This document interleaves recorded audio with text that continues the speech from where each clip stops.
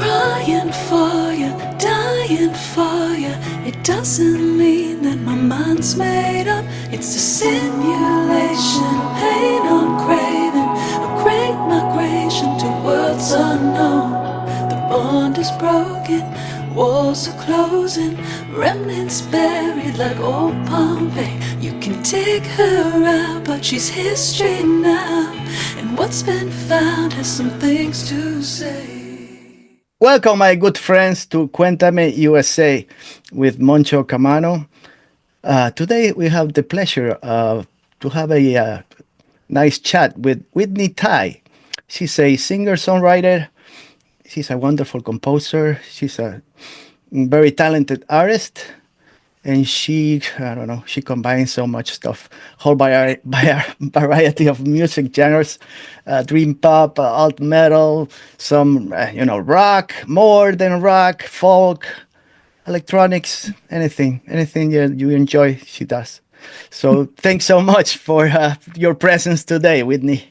Thank you so much for having me on the show. It's a pleasure to be here. I really enjoyed watching your previous episodes, and when you asked me to come on, I was really honored. I saw Barahari was on your show, and she's a friend of mine. I love her. Her music is spectacular. Yeah, she's great also. She's great. Yeah. Well, there are so many subjects we want to talk about, but we're going to, come over some of the most important things that I think is worth knowing about her. And also for my viewers that have no idea who she is, don't worry about it. I only started to know her maybe 4 or 5 months ago. I had no idea. So I'm not pretending that I've been following her since she was in New York. No, not even. So well, she's here. Let's mention something. She's here because there is an upcoming album. It's called American Wasteland, and nothing to do with Tony Hawk's video game. Totally different. Not that I don't enjoy video games, but nothing like that. So she just released her latest single, which is called Rhea, released March 14th, and is one of the songs that's included in this album with 13 tracks. I believe it is 13 tracks. So it's her third studio album, the third one. I cannot say it's the best album, but I cannot say it's the worst one either. So the three of them are great. So it's a pleasure having her.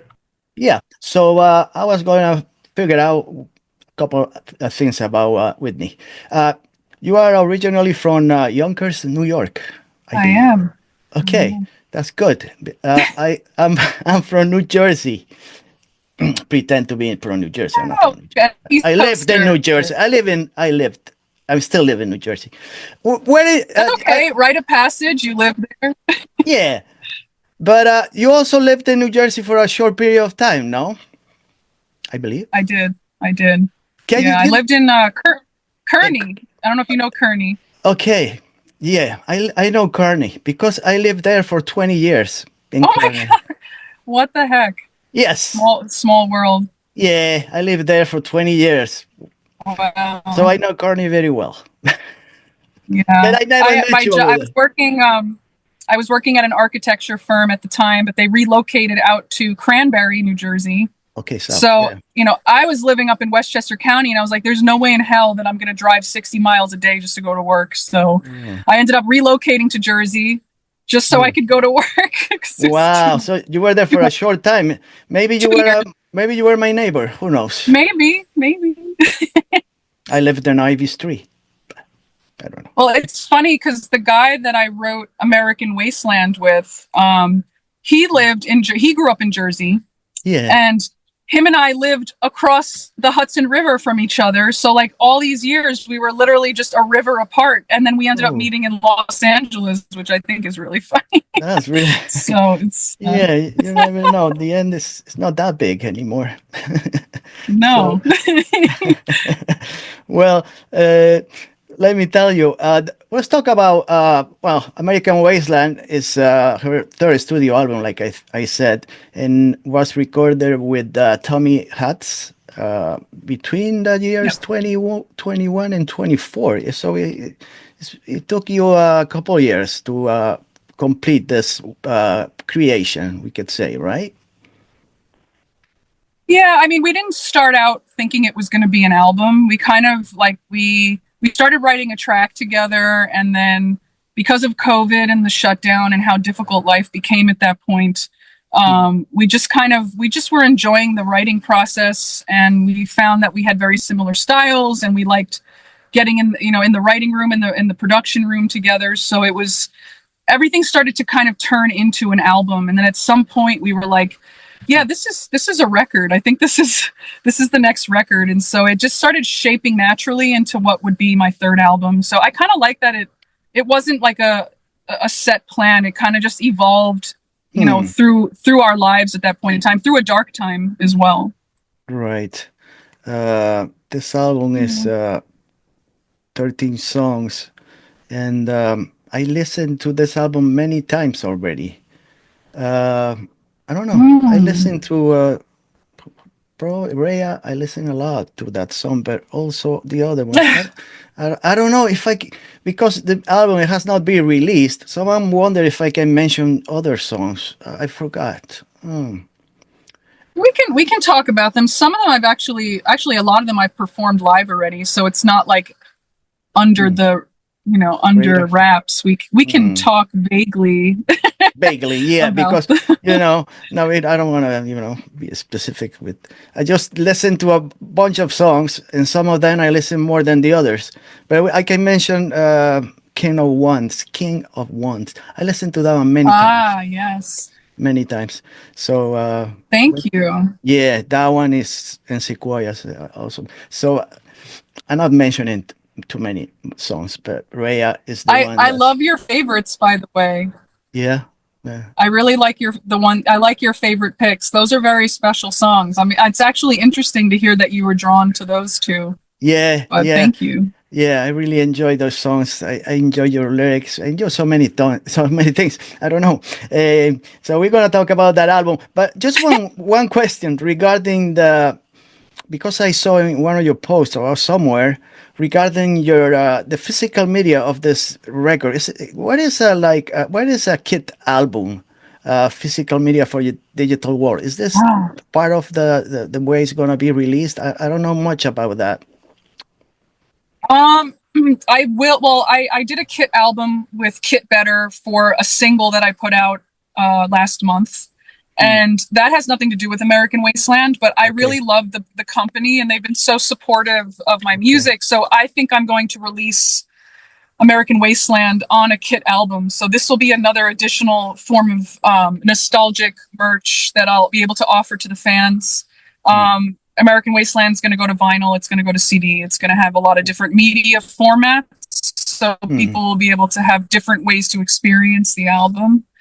Yeah. But I definitely want to stick with Kit Better because I love their business model. I love what they're doing. They're pushing the boundaries of like bringing keepsakes into the home that are make you feel closer to the artist and while still being respectful to like where we're going technologically. So I think it's kind of cool that they're Yeah. doing something different right now. Yeah. I have no idea about this method.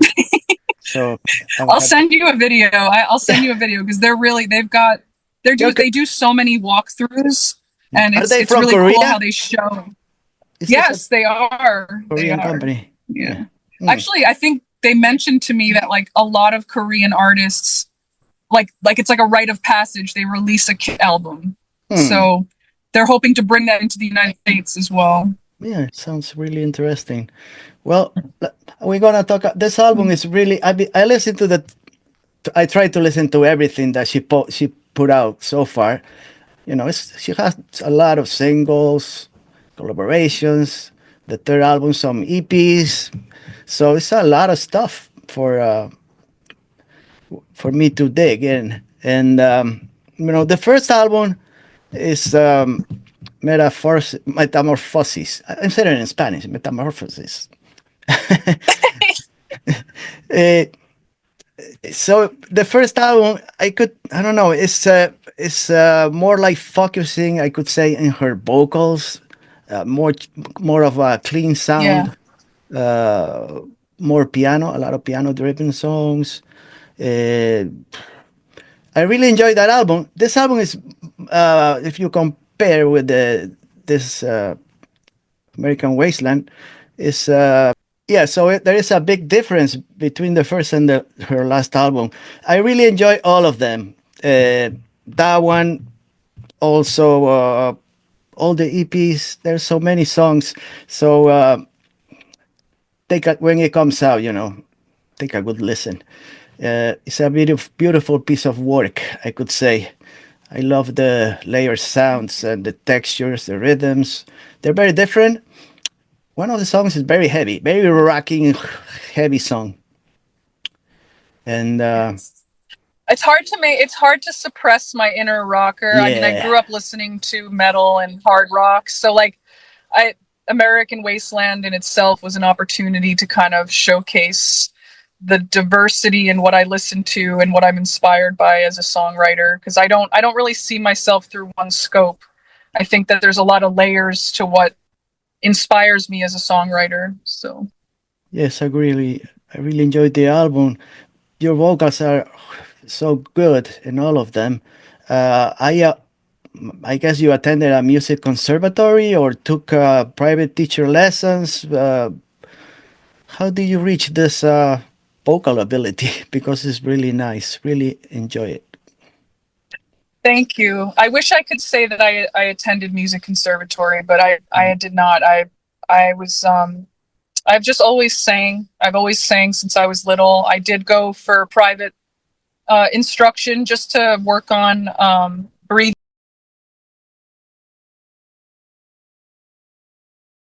Whitney, I also doing my research. I found out that you. I don't know if it's true because you cannot. It's not like. So I read that your first live performance was along your father at the age of 7. Is this right, or this is something that somebody made up? Yes. It is true. No, no, this is correct. My dad was a very amazing, like self-taught guitar player.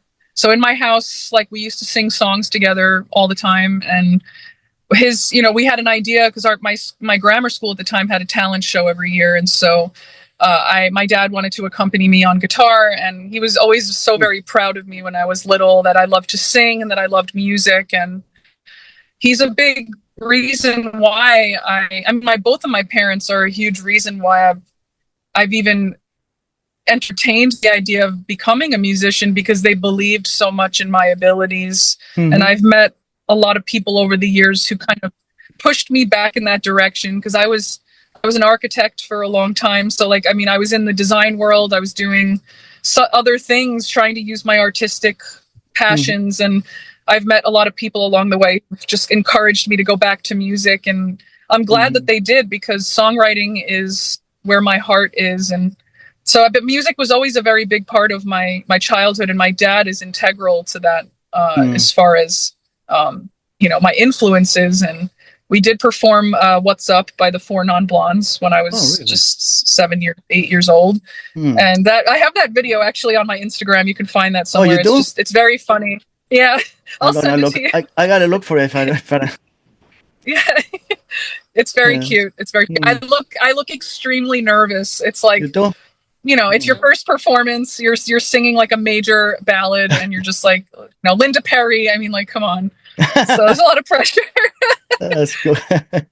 Oh man! So also you enjoy writing poetry also at an early age, right? Poetry was one thing Yeah. that you really. Your lyrics are so. There's a lot of poetry on them, for sure. Thank you. Thank you. Yeah. Poetry is very dear to me. I think my goal as a songwriter is like, how do I get closer and closer to fusing the way I write poetry to the way I write songs? Because it takes a very different approach when you write a poem to when you write Right. a song. You can't really combine the two formulas. You have to kind of see, I guess for me, it's more of an abstract thing. It's like, how can I say the things I want to say and the complexity of my poems in a digestible format of music? And I think constantly finding that like plug of how to do that. And I think that's why the Beatles resonate so much for me, because they Yeah. were just, they were the ultimate poets. And not only were they poets, but they understood how to make something memorable and emotional and fun. And also, like, it touches on every emotion of the human condition. Hmm. So, I would say that the poetry runs very deep for me, and I just have just a fond love of poetry in general. Like Pablo Neruda is one of my Oh, favorite Pablo poets, Neruda. Hmm. and he Yeah. speaks and thinks in a way that feels very natural to me. So. Yeah. Yeah, you have so many influences from, I guess, because when I listen to your music, there's so many. Like you mentioned the Beatles, but it's also 60s music, 70s, 80s. It's like it's a big blending of music tastes, I guess, that you try to put in your music. So I really enjoy that. Uh, Also, there is your grandfather had a lot of influence also in your way of maybe thinking, of the way you took your career or later on. Um, also, Yeah. I mean, there was a period of time where my grandfather, after my grandmother passed away, I became a caretaker to my grandfather because he was starting to get very ill. And hmm, so we were very close, and he was always a very big supporter of me musically, and just standing behind me and like encouraging me, another personality encouraging me to do it. And hmm. his father was a vaudeville singer and dancer. Oh, So like music, it was a entertainment and like performance has always been very prevalent in both sides of my family. My grandmother on my dad's side she was a tap dancer. She used to dance with the Marx Brothers, oh, and just there's a lot of interesting performance in my family. yeah. But yeah, my grandfather, because his father was in show business, he always had an appreciation for that, and he's definitely one of the most inspiring and supportive people I've had in my family. Hmm, hmm. Um, that when I listen to your songs, they drive me to think, a lot of stuff, Mm. especially going back to my early years. That was a No, long that's time not ago. Long time ago. So so good memories, I hope. good memories, some trouble Yes. times also. It all comes together. It's like a Yeah, sandwich, stormy periods of time. Uh, there's so much stuff. I mean, uh, Yeah. I was gonna ask you a question. Can you write a song when you feel happy? Yeah, When you're that's very Lexington. happy, I think I felt like, Lexington. yeah, Lexington was a song I wrote when I would say I was in a happy place. Okay. Short lived. I'm usually a sad girl, so I think You don't um, show it in your interviews that you are a sad. I'm a sad girl. I mean, I think most artists are tortured to some degree. I think we do it to ourselves. I think it keeps us on our toes. I suppose. Yeah. Yeah. Well, like I said, when I listen to your lyrics, I have to. Sometimes I don't know what she's talking about, but that's all right. Well, I'll we'll have make. to dissect. I'll just make it up. I just try to make it close to me somehow. You know how it is. It's Yes. just normal for some people. So That's what music is. It's it is finding what how it it's is. close to you. Yeah. So I know you went through some troubled times in the past, and you kept moving ahead. You go back to your memories and the good and bad times, but you're still moving ahead. So it's something that I like about your personality, and Thank you. I really enjoy your It's not music. easy, It's Jose. not it's not easy. I look happy, but sometimes I'm really in a bad mood.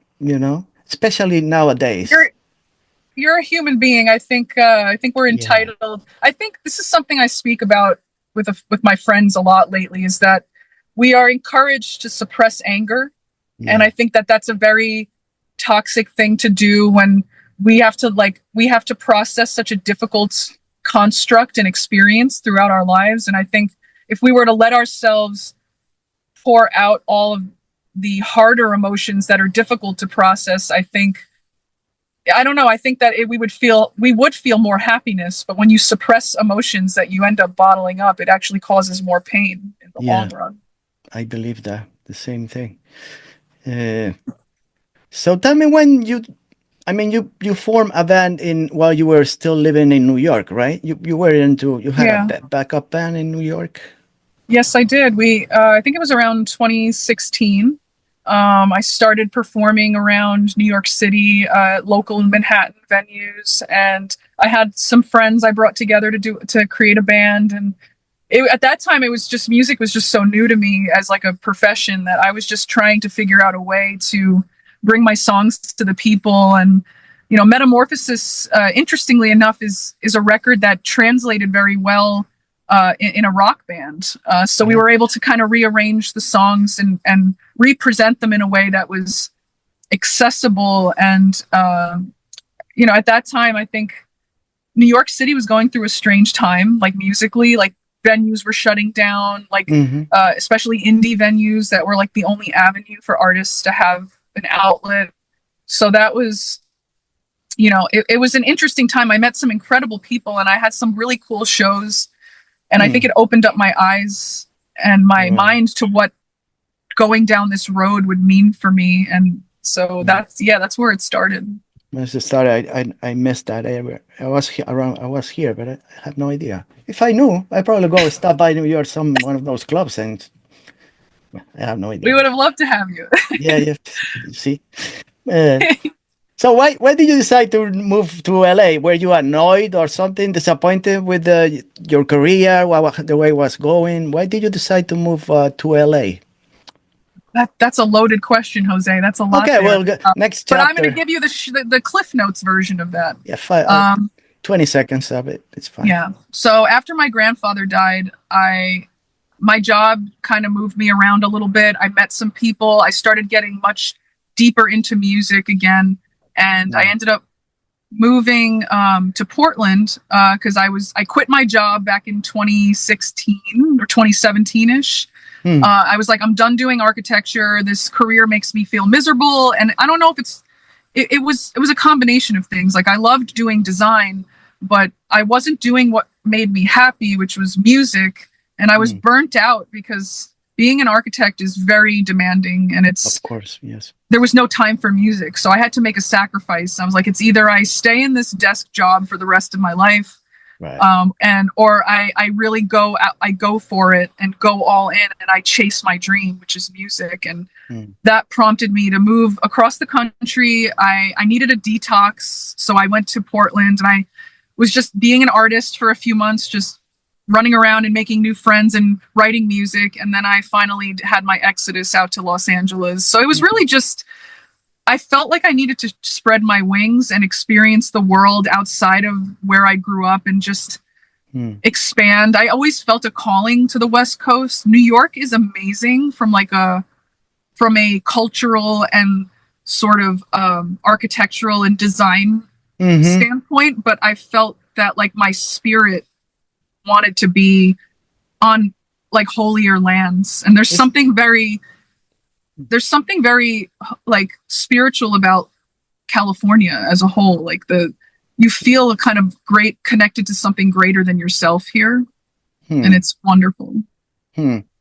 So you think there's more of a community in California than Absolutely. okay. Hmm. Absolutely. So when did And you meet? Oh, go ahead. it's not because New York doesn't want it. I just Hmm. think that the environment Hmm. it's a different environment, so it doesn't foster it as easily. You have to really work harder to Work cultivate hard. that there. Hmm. So when did you meet Tim Jensen, the producer? Were you in New York?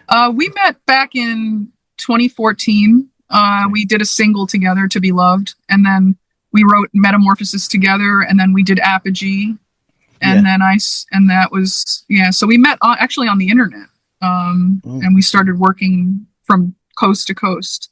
Hmm. Hmm. Today I was showing my wife had no idea who Whitney was, so I put on Spotify on my car, and I just do one of those. What do you think about this? What do you think about this other song? Blah, blah, blah. So she really enjoys Starfish, the first one Oh, came off, nice. and it's really incantation. And she had no idea who she was, but there were a lot of songs that she really enjoyed. Uh, she had a hard time to understanding the lyrics, maybe in the car, you know. Plus, the way you drive, you drive like a Yeah. maniac, and you start yelling at the other people around you. So it doesn't help, you know. But Yeah. she got No, it. it She got doesn't the help at point. all.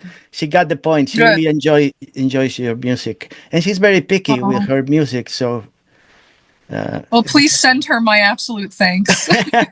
I appreciate. she really enjoyed the music. Yeah. So uh, you also, I read that you collected some honors since you moved to LA. So it gave you a good vibe. One of your bands, backup bands, was it 1905? One of the bands that you That was a short. Actually, that was a short. very short-lived project. Okay. So, It was like a progressive alternative metal band that I started okay. like on right before the onset of COVID. Okay. And we ended up writing like a whole album, but they never saw the light of day. I'm hoping at some point I can release those songs because I love them, but it's just Okay. COVID sort of dissolved a lot of Oh, things at the time. So but it yeah. wasn't that bad. Those songs are good to. They're not bad, right? I could listen to them with no problem if they you ever Oh, I think you got would the really chance. love them. I mean, Yeah. I posted a little compilation of them on my Instagram the other day because Oh, okay. we did a show in 2020 right before we shut down for Oh, COVID. okay. Hmm. And so we did a presentation of that project, and that was me, my friend Andrew, Megan, and Mark, and we Hmm. were starting that band together. And then, but then COVID, Right. then the shutdown, and then you wake up 4 years later, and you're like, what the Yeah. hell? What So I happened? mean, in that time period, that's when Tom and I started writing American Wasteland. So that was kind of it. Hmm. It definitely got soothed by other things. Hmm. Yeah. Yeah. If you talk about your lyrics, you are the main songwriter of all your songs, right? All your Yeah. lyrics, most of your lyrics are written by you. Do you have any Yeah. help, any collaboration with other people that, like, you write a No. song, you show the lyrics to them, and they say, well, maybe you should change this word or maybe this part and put something there and edit Yeah, that. sometimes. Yeah. Sometimes the producers that I work with, they might say, "Hey, why not swap out this word for that?" Or, I mean that's pretty normal in the writing room to like Right. kind of to just kind of keep carving it to getting it the best it can be to fit.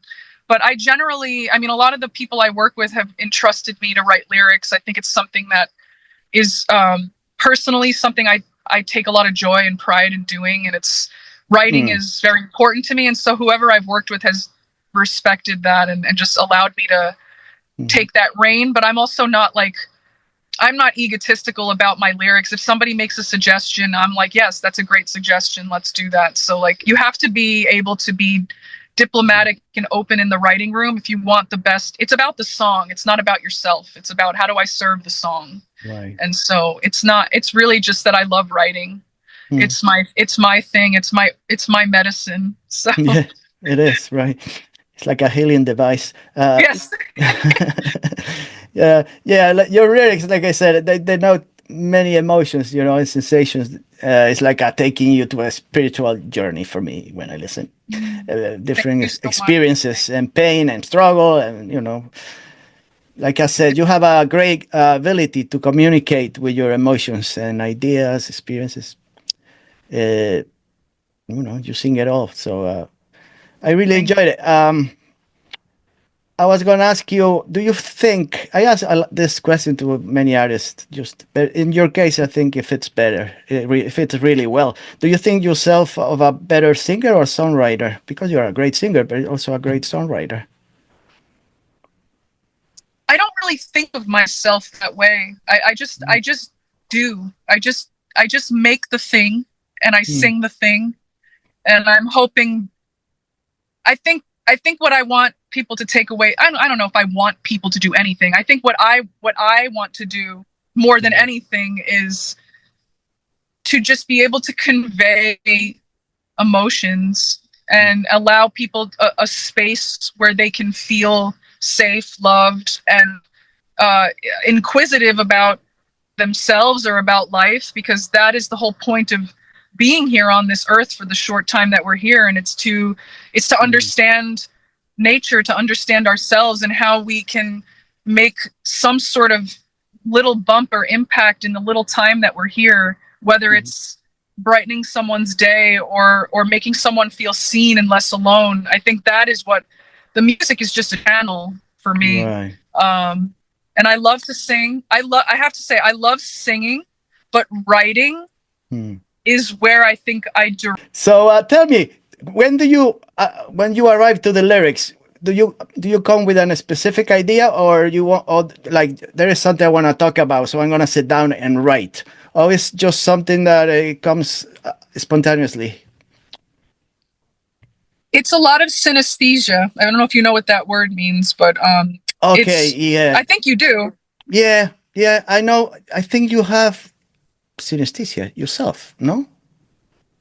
This has I to do do. with. I have it severely to a fault. It's like I feel very intense emotions. I see very, very visual pictures and colors, and Colors from. and so and when I get into those modes, when I start writing, it's like something washes over you and you immediately go to that place. And then the lyrics and the melodies just come through you. You're not hyper aware. You're not using your prefrontal Frontal. cortex. It is coming from your limbic brain at that point. It's coming from the part of the brain where it's just feeling. And so I think that's where I feel that when I'm in my best writing spaces, is when I get out of my own way and I just let my synesthesia take over. Okay. I think that's how I like to write. So I try to put myself in situations where I can create that dynamic over and over again. And there's so much to be inspired by. There's so much to be sparked by. You can just go out into the mountainside, or you can take a drive down a beautiful road, or you can, whatever. Even the simplest thing is just sitting on your patio with the sun hitting your face, like little things that spark a connection to something greater than yourself. That's very interesting, because I know you love nature a lot, and you love animals. I was going to ask you regarding cows. I posted something. I don't know. I think in one of those Instagram posts, made a comment regarding that I was born around cows. I think she felt bad for me, but I don't know. It's not that I was born between the like in a stable with with the cows, but they are lovely animals, because when I was a kid, my grandparents, they worked in the fields. I most of my life I was living with my grandparents, so they didn't have cows, but the immediate family, they did. So they have many cows and bulls and oxen, So they work the fields.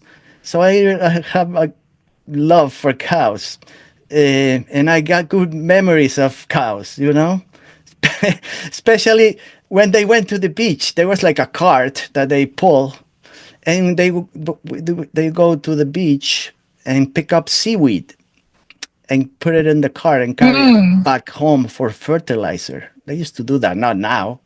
But I remember those cows going in the sand and pulling seaweed.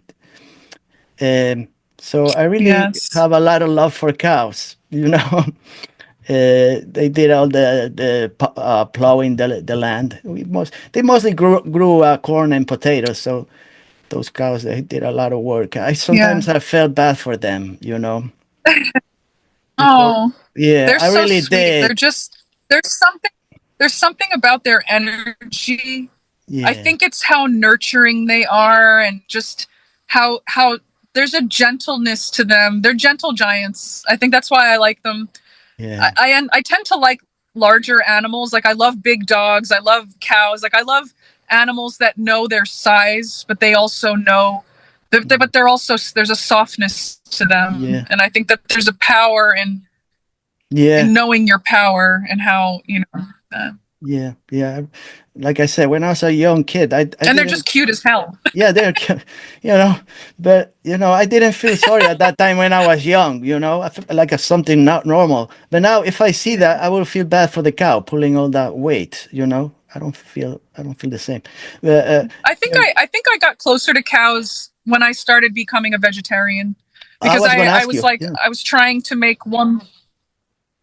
one less imprint or footprint, and not causing the least amount of harm possible from a consumption of like what I put into my body and stuff. And Yeah. I think doing that, you become so much more appreciative of the ecological system of life. And I don't know, I just feel cows are, I have some sort of soul connection with cows, and I can't really put my finger on it, but I've started a problem because now Hmm. I have like 40 people a day sending me cow videos and memes, so I'm not in any shortage of cow content I'm not going to send whatsoever. you anything for sure. Don't worry about me. No, we always went also to my relative's house to pick up the milk every morning. Okay, So we did that. That was so long nice. ago, Whitney. I had long hair by then, at that time. So it's long, long, Wow. long, long time. Those Very nice. cows are already, some, who knows, in another planet, maybe moving around. Oh, So, yeah. I Uh, love that though. I love that you have a connection to them too. Yeah, yeah. Big connection. My grandmother, she had also chicken. She didn't have cows, like I said. She had chicken and pigs. Ah, Yeah, okay. that was a long, long. Very cool. We don't have that anymore. The house is not even there anymore. It disappeared. So Oh now no. it's a beautiful house. There's nothing like that anymore.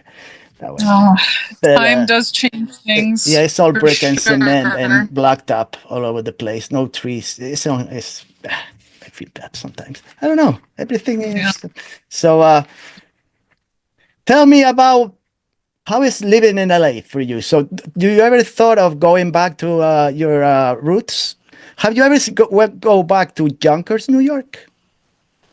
Or you don't really care Absolutely much not. about Yonkers? You know, I think the only thing about Yonkers that is something I can say positively is that because it is such a rigid place, Hmm. that if you are an artist, you will soon find out that you cannot thrive there. So if anything, it Hmm. thrusted me out sooner, and it Hmm. allowed me to realize that that I don't have to be limited by the place I was born or where I'm surrounded by. So if anything, it inspired me to Hmm. be more authentically myself, to stand more in my power and my light, and just and branch out and do something different. My dad was so proud of me when I went to college in Manhattan. He's like, "You're so brave going down into the city and like going to school." And he's like, "It's such a different life than like the suburban sort of thing." And Yeah. I think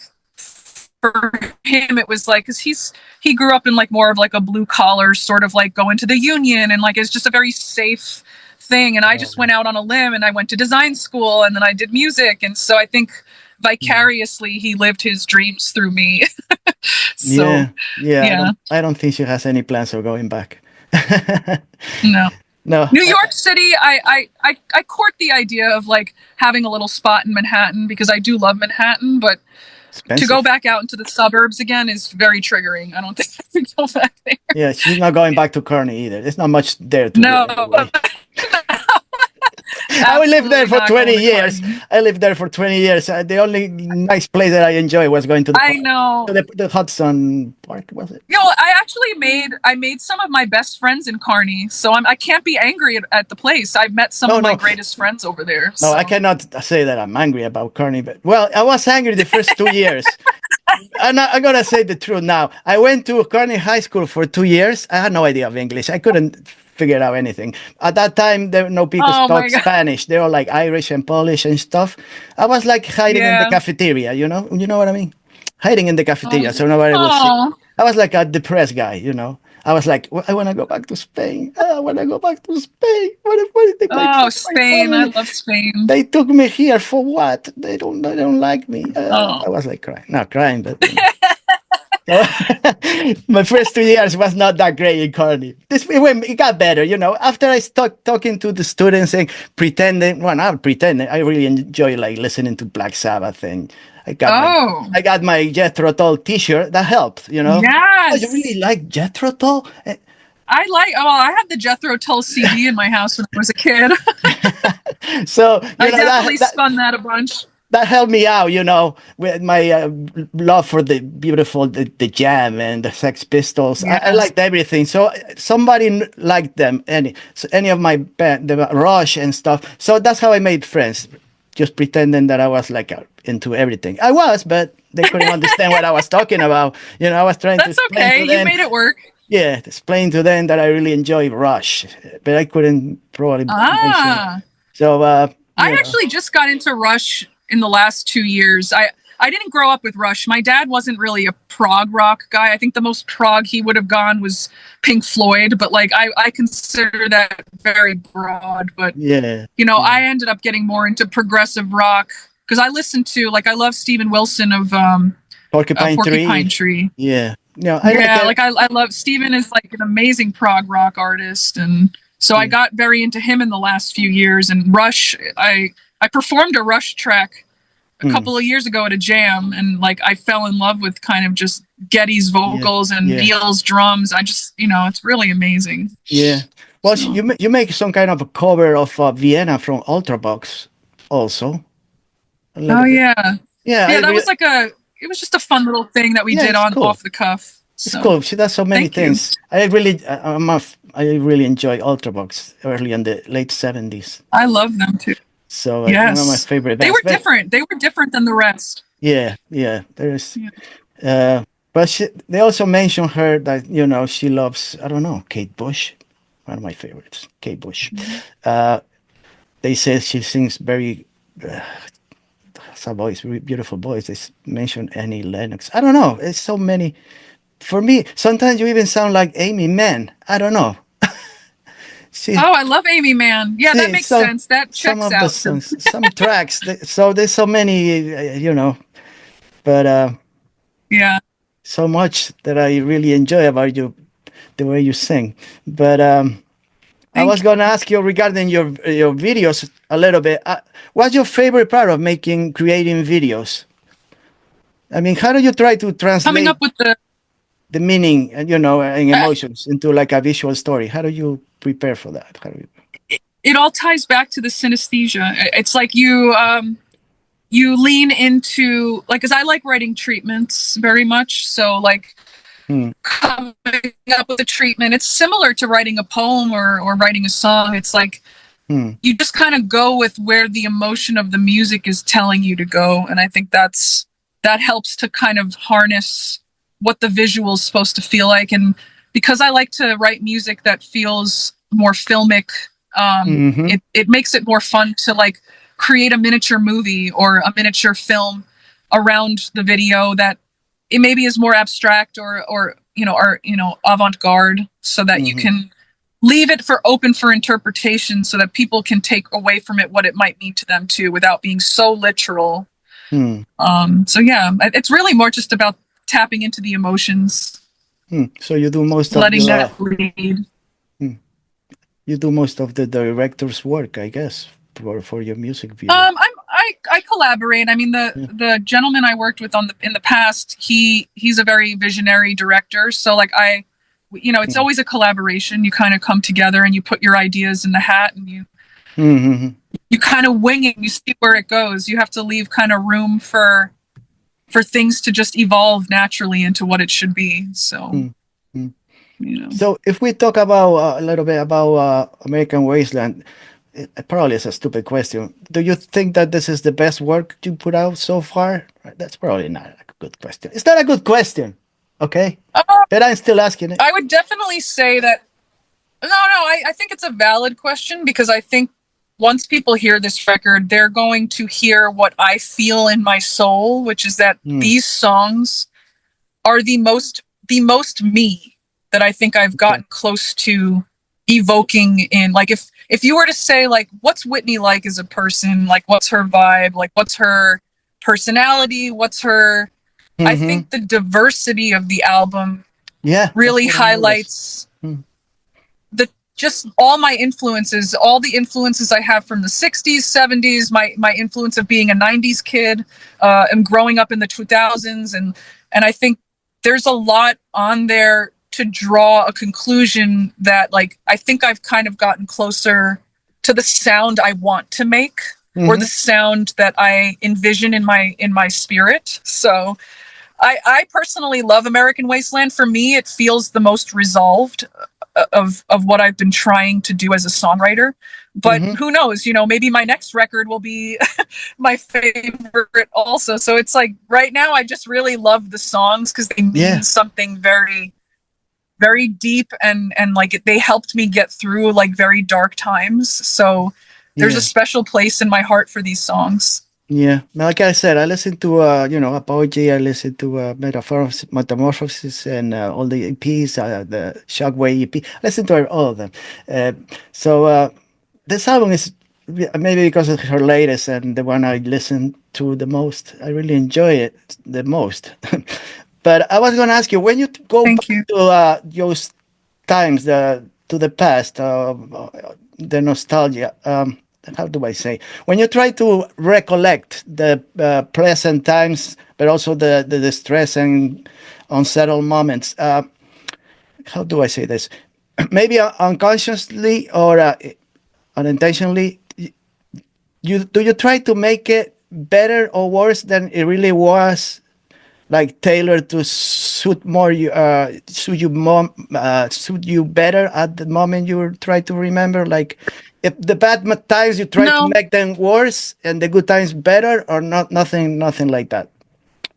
You know what I'm trying to say? No, these are complete. No, I agree. I would say that this is unfettered. It is complete stream of consciousness. It's not, it's exactly what I was feeling. It's exactly what I was dealing with. I think because I naturally just have a lot of hope, that maybe the overlying or underlying theme, even through the most painful moments, is a glimmer of hope somewhere. So I think you may be hearing that. So like, if even in those moments where you feel that intense emotion and pain, because the point of writing the song is when your body has finally figured out a way to transmute the things you've gone through and allow you to finally speak it into the ether. And so at that point, you've kind of done some working out. You've worked out the emotions. And so what you're hearing when that song comes out is just a pure stream of consciousness. There's no like, oh, I got to make it more like this, or it's just what it is. And Tom, my co-writer and producer, he's fantastic at like honing in on that emotion and drawing out from an orchestration standpoint on how to like bring that into the realest and most representational light of what I'm trying to say. So it helps to work with people who are invested in turning your emotions into a full atmospheric experience. That sounds clear to me now. I was like wondering, but yeah. I wasn't going to mention this little. You have a little song called "To the End." It's very short. It's like a conversation on the recording of a phone call. If you want to talk about it, maybe we leave it for when people listen to it. It's like maybe 38 seconds or so. It's one of the songs. Can you explain to me what that song is about? If you want. If not, we'll leave it for another time, for another interview later on when the album comes out. I don't know. I'll just say that interlude, the interlude track, is a very personal moment that I have decided to include on the album to help give more context Okay. around the theme of the overall album. So I think we'll leave that for Okay, that's all. That's for another good time. enough. But I do think it's important that you brought it up, though. Yeah, it caught my attention, you know. So I was like, so when the album comes out, I don't know when it's coming out. Are you going to put out more singles besides Brea before the album comes out? Any, Yeah, I imagine. we're definitely going to drop another single, and then the album will follow soon after that. Okay, So all of that will be this year. all of this year. Well, Yeah. we still have a country before it's too late. I hope we still have one. It's looking pretty grim. It's looking grim right now. I wasn't gonna talk about that. Sorry. No, but it's the reality, and I think Let me that say, democracy is not popular anymore. Seems like that's all I'm gonna say. Yeah. So we'll see. I guess we're gonna be waiting for those new singles, and I don't know. Was you having any plans of doing your plans for the next coming months? She's not coming to Yonkers. That's not in her No. plans in the future. But she's probably Maybe at some point. maybe at some point, maybe on an airplane just passing by. Okay, so more singles are coming out, and they're all great songs. Let me tell you, they are beautiful songs. For Thank you. even my dogs love it. You know, they didn't run that's away. good. They don't run. Sometimes they do. When I play some death metal or heavy Oh. metal, they just run into the next room and said, "This guy's going nuts again." We were If so the happy. animals support it, that's all we need. So my dogs The were animals. like pleasantly laying on the rock and listening. You know, I tried to ask I them love some that, questions Jose. to ask them what they felt. I know they felt good because they were like relaxed, you know. So the album is Oh, good I for love that. that. Well, maybe American Yeah. Wasteland. I lowered the volume a little bit. American Wasteland. Not that I don't love that song, but just for the dogs to feel better, you know. But Yes. We don't want to upset the you know, when I animals. sub them, yeah, some other songs are really cool, you know, for the dogs and cows also. Cows, Thank you so much. they're Thank you. great. So Oh, they I was. Let me ask you about just one question regarding your live shows. If you ever gonna plan doing any live shows, does the what role does the visual aesthetics of your shows play into play into your live performances? Do you think about that a lot about the yeah, visuals, I mean, lights, and yeah, I do. I think it's a lot of it has to boils down to like budget and just like what you're capable of doing with what you have, with what the venues, what their limitations are as well. But visuals are something that are going to be a lot more integrated into my future performances because I'd like to integrate more lighting and textures and things that are right. going to evoke closer to what American Wasteland is trying to communicate. So. Yeah, I really whatever I saw from. But I will be performing tentatively. I have a show next month in LA, yeah. so it's I'll be announcing that information pretty soon. Okay, so keep Instagram's when it's a good choice for you to keep track of what she's doing. But there are more. Social media. It'll be all. If we make the announcement, it'll be easy to find online. Yeah, TikTok and everywhere. So so I don't know if you spend a lot of time with your outfits trying to decide what you're gonna wear on stage when you. Yeah, I mean, fashion is something that's pretty important to me. I've always been interested in design and fashion, and a lot of it has to do with like tying into the set and like just kind of what feels the most connected to the performance. And so I do spend a little bit of time trying to locate interesting pieces or things that evoke a certain emotion or question. And so it definitely is an important part of, any performance I do. Yeah. So if you ever make it to New York, I don't know if I'm going to LA, but if you ever make it to New York, I'm gonna be taking a good look. I may very well perform out there. I'm in another band called Black Tai, and it's with my best friend Black Emoji. And he and I perform in New York City sometimes together. So maybe you'll even catch us performing in our project Oh, really? out That's there cool. at some point. We have an album coming out together too. Oh, you So really? Okay. yeah, So I'm gonna have to start follow that one also. yes. It's Hmm. kind of like a Boy Harsher meets Depeche Mode. So it's Hmm. very, but like mixed with some Eurythmics. So Hmm. it's very cool. Hmm. I'll keep track on that. Hmm. So, like I said, you can follow. Well, I don't know if I said it. Follow her on Instagram, uh, SoundCloud, Spotify, TikTok, YouTube. There's a lot of videos that you can watch in YouTube. Uh, Yes, there's from plenty. the beginning when she had black hair, I think. I don't know, brown, black.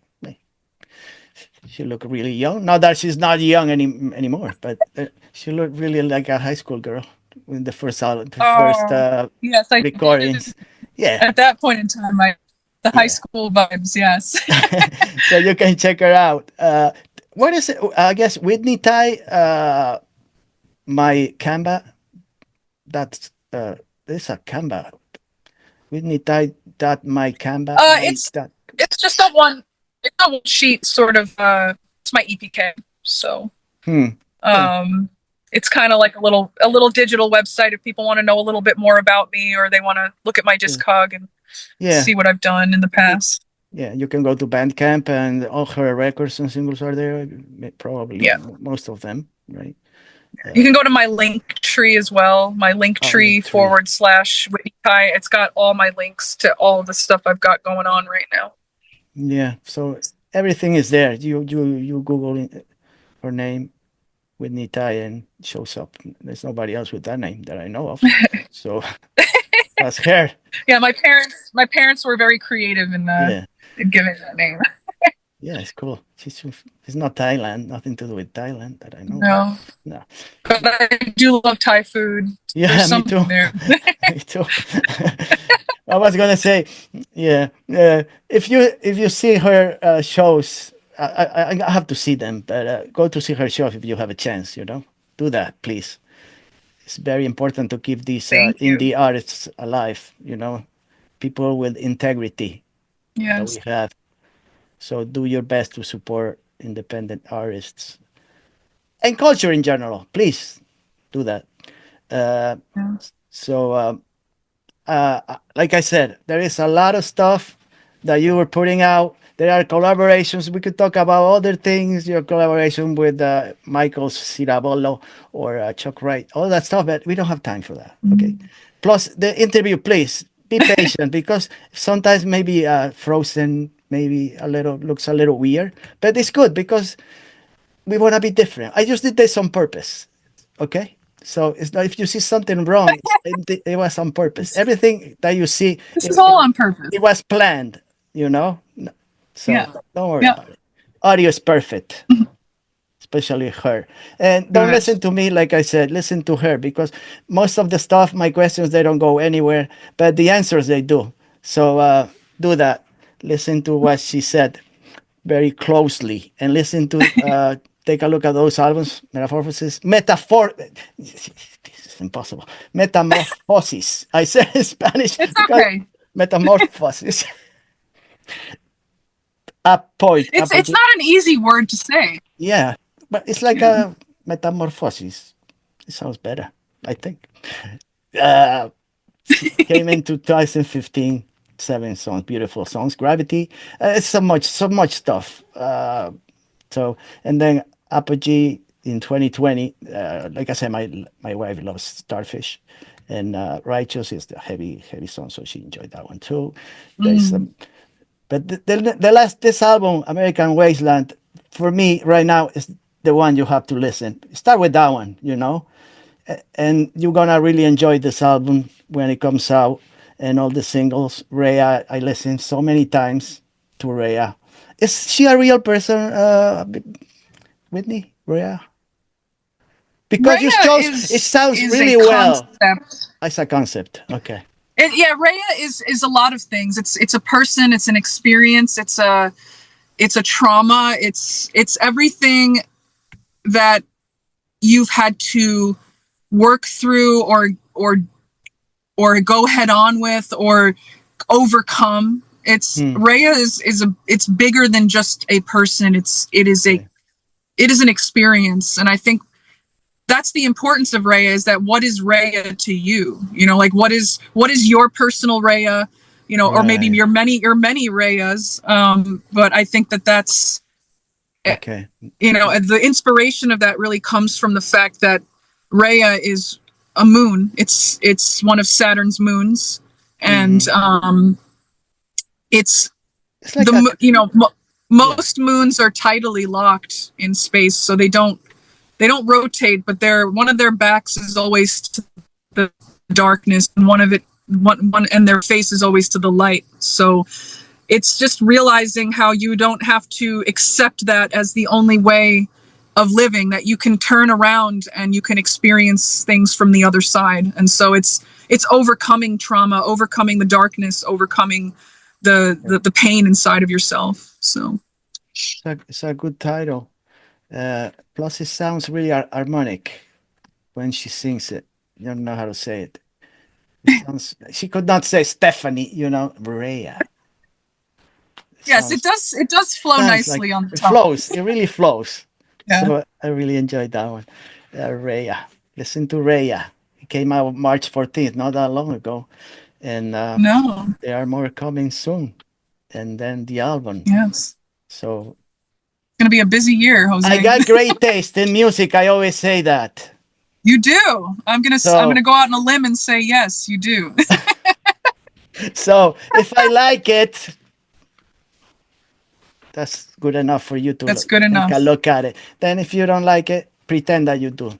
And if you enjoy it, even better. It makes you Wow. feel better. You can turn the lights off, which I do a lot of times when I listen to some of the music. It makes me feel better myself. Thank you. So that I did with a lot of her songs. Not all of them. Some I need lights for that. So I really enjoy talking to you, Whitney. Same here. You You're got a incredible. great personality that I really Oh, enjoy talking to you. And to be truthful, I listened to a lot of her interviews before this one, because I wanted to know a little more about her personality and how she spoke. And sometimes I get lost when she speaks. I'm, I'm gonna have to rewind it because I don't know what she's talking about. I gotta be truthful. I cannot lie. that's okay. For liars, we got politicians. They're good liars, not me. That yeah, we don't need more of We those. don't We don't need need more. those. We don't need those. So, so let me tell Thank you, you for having me. I I really had a great appreciate it. time speaking to you. You got, like I said, you are very open-minded, and I guess it's very important for you, music and people and animals. You know, so Yeah. I just will. There are so many things we could talk about relative past, I didn't want to talk about that. It's too much stuff. We don't have time for that. We got to keep going, you know. Yes.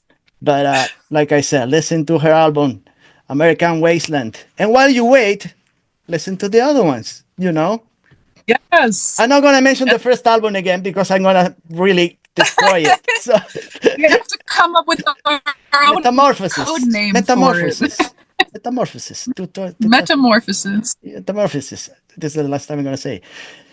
Listen to Mm. that one, the first. Listen to Apogee. Listen to the Forever EP, Shockwave EP. So much stuff. Listen to the collaborations and go to YouTube. Spend like 3 or 4 hours watching her videos. If you get tired, go back later. She's always there waiting for you.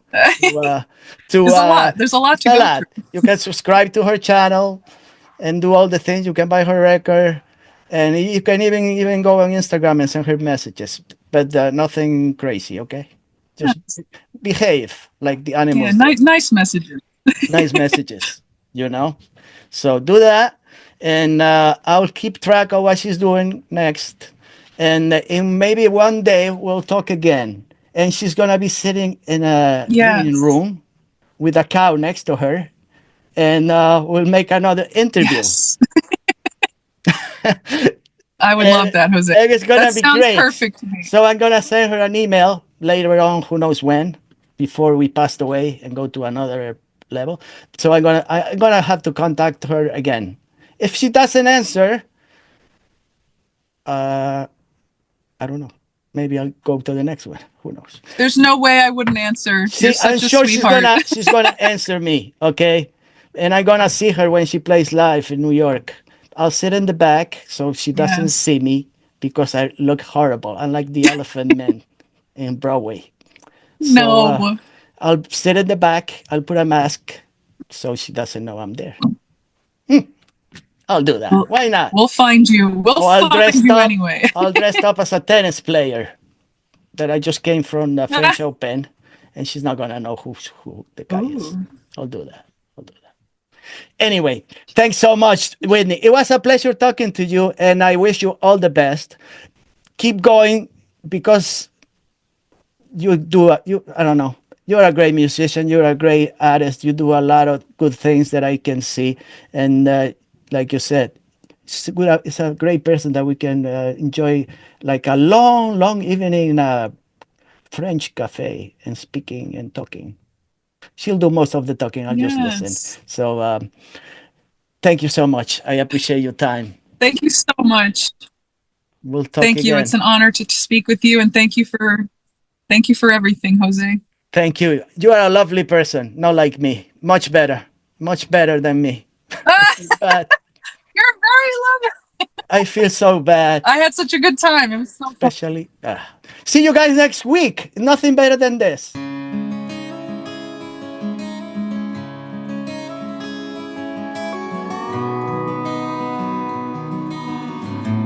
I had to grow up way too young, a desert flower raised by sun. Many times I burned to run, to unfold and just taste the dark behind the silver of this face. Sometimes dreams fall out